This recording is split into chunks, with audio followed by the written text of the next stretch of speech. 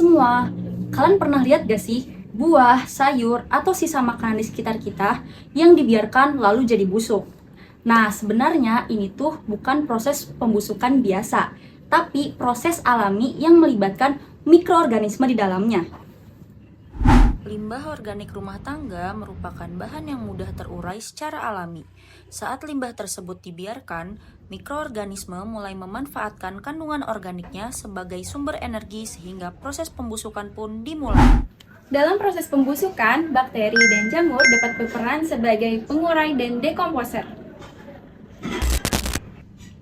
Contohnya seperti jamur Aspergillus dan Rhizopus yang sering tumbuh pada buah yang membusuk.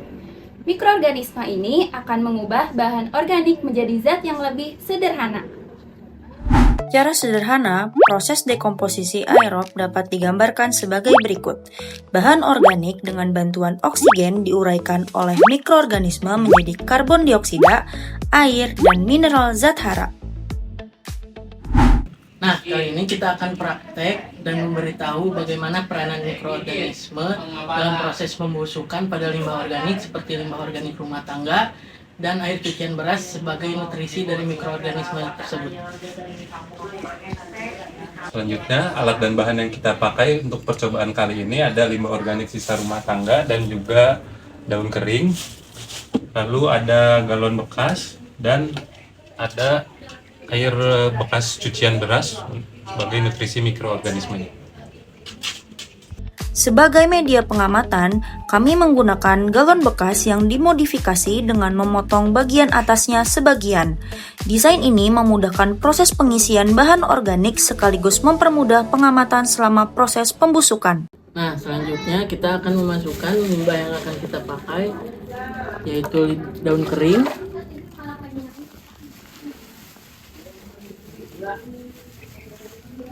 sisa-sisa sayuran,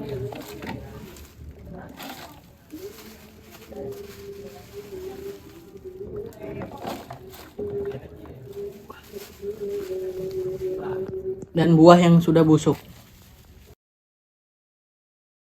Selanjutnya kita akan memasukkan air cucian beras ke dalam limbah yang sudah kita masukkan ke dalam galon.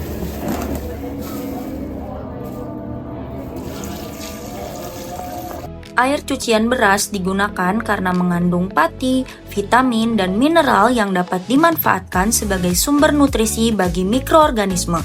Selanjutnya, campuran diaduk secara perlahan hingga seluruh bahan tercampur merata.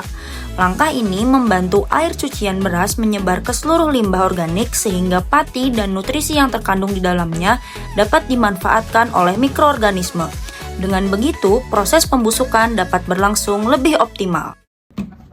Setelah proses pengadukan, proses selanjutnya yaitu kita diamkan beberapa hari dan kita amati perubahan seperti perubahan warna, bentuk, dan aroma. Selesai. Selama 28 hari, limbah organik diamati dan didokumentasikan secara berkala. Dari hari ke hari terlihat perubahan fisik yang semakin nyata, mulai dari perubahan warna, pelunakan tekstur, munculnya koloni jamur, hingga berkurangnya volume limbah. Seluruh perubahan tersebut menunjukkan berlangsungnya aktivitas mikroorganisme dalam proses dekomposisi. Perbandingan hari pertama dan hari ke-28 menunjukkan perubahan yang sangat jelas sebagai bukti berlangsungnya proses pembusukan. Jadi, mikroorganisme tidak hanya berperan dalam proses alami, tetapi juga menjadi indikator kondisi lingkungan di sekitar kita. Yuk lebih peduli dengan pengelolaan limbah di sekitar kita agar lingkungan kita lebih sehat dan bersih. Sekian dari kami, kurang lebihnya mohon maaf. Terima kasih. Terima kasih.